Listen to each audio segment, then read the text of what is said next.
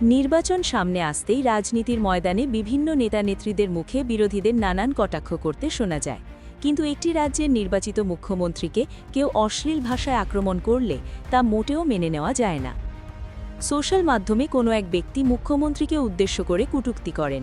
এই video net দুনিয়ায় viral হবার পরই ব্যারাকপুর শহর তৃণমূল সভাপতি ড সম্রাট তপোদার আইনের দ্বারস্থ হন। ওই ব্যক্তির বিরুদ্ধে টিটাগড় থানায় অভিযোগ করেন সম্রাটবাবু। তিনি অভিযুক্ত ব্যক্তির দৃষ্টান্তমূলক শাস্তির দাবি তোলেন। টিটাগড় থানা অভিযুক্ত ব্যক্তির বিরুদ্ধে মামলা রুজু করেছে।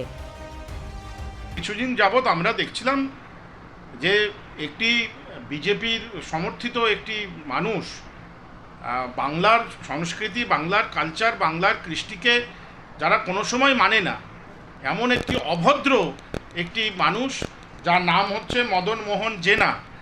এই ভদ্রলোকটি, ভদ্রলোক বলবো না, এটা কি ছোট লোক বলবো, এ আমাদের দলের সুপ্রিমো এবং আমাদের বাংলার মামাটি মানুষের সর্বময় নেত্রী, যাকে বাংলার মা হিসাবে বাংলার মানুষ গ্রহণ করে, তার সম্বন্ধে কুরুচিকর থেকে কুরুচিকর মন্তব্যর মাধ্যমে বিভিন্ন টুইটার, ফেসবুক, বিভিন্ন গণমাধ্যমের মাধ্যমে মমতা বন্দ্যোপাধ্যায়ের সম্বন্ধে অত্যন্ত কুরুচিকর, যেটা আমরা ভাবতে পারি না, বলতে আমাদের রুচিবোধ হবে, এই ধরনের মন্তব্য করছিলেন, প্রতিনিয়ত করছিলেন। তো সেটা আমার নজরে আসে, কিছুদিন আগে আমার সেটা নজরে আসে, এবং সেটা নজরে আসার সঙ্গে সঙ্গে আমি টিটাগড় থানায় ওই ব্যক্তির নামে কমপ্লেন লজ করি উইথ দ্য ভ্যালিড ডকুমেন্টস। উনি বিভিন্ন টুইটার, তারপরে ওই ইউটিউব চ্যানেল, ফেসবুকে যেসব মন্তব্যগুলি করেছেন সেই সবটা ডকুমেন্টসগুলো অ্যাটাচ করে আমি টিটাগড় থানায় একটা এফআইআর করি 24 তারিখে, এবং এই এফআইআরের এগেনস্টে কেস একটা স্টার্ট হয়।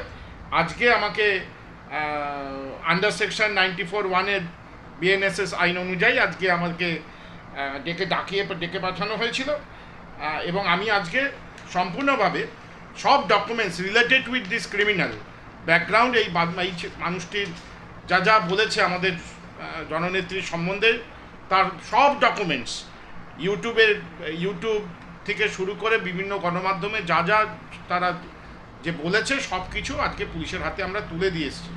দেখুন, আমরা খুব পরিষ্কারভাবে বলতে পারি, মমতা বন্দ্যোপাধ্যায়ের সাথে যে দলটি এই ধরনের মন্তব্য করতে পারে, তাদের সাথে আমরা যারা তৃণমূলের দলীয় কর্মী তারা কোনো আর যেন সৌজন্য না দেখাই। যে কুরুচিকর মন্তব্য করেছে, আমরা রাজনীতি করি, মমতা বন্দ্যোপাধ্যায় একটা আবেগ, মানুষের কাছে একটা আবেগ, সেই আবেগটাকে যেভাবে আঘাত পৌঁছেছে, আমাদের তৃণমূল কংগ্রেস কর্মীরা যদি এই পুরো ভিডিওটা শোনে তাহলে কিন্তু আগুন লেগে যাবে। আমরা সেটা চাইছি না। পুলিশ প্রশাসনকে পরিষ্কারভাবে বলবো, যে নির্বাচন কমিশনকে পরিষ্কারভাবে বলবো যে ইমিডিয়েটলি এটা অ্যারেস্ট করে আমার কাছ থেকে সাক্ষী নেওয়া, রাজ চক্রবর্তী ঘটনার তীব্র নিন্দা করেন। দিয়ে দেওয়া, এই করলে হবে না, একে অ্যারেস্ট করতেই হবে। আর আমি আমার নেতা অভিষেক বন্দ্যোপাধ্যায়ের কথায় বলি, আমাদের গলা কেটে দিলেও আমাদের মমতা বন্দ্যোপাধ্যায় জিন্দাবাদ বলবে।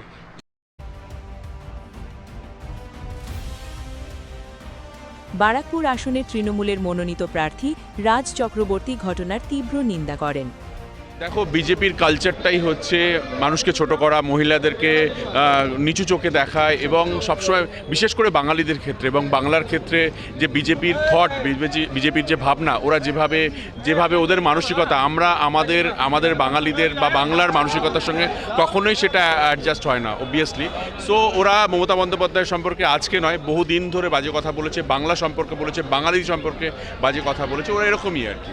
এদের সম্পর্কে বাংলার মানুষ জবাব দেবে, গণতান্ত্রিকভাবে জবাব দেবে। 29 এপ্রিল এবং 23 এপ্রিল যে ভোট আছে, সেই ভোট দানের মাধ্যমে গণতান্ত্রিকভাবে বিজেপিকে উত্থান করবে আর কি।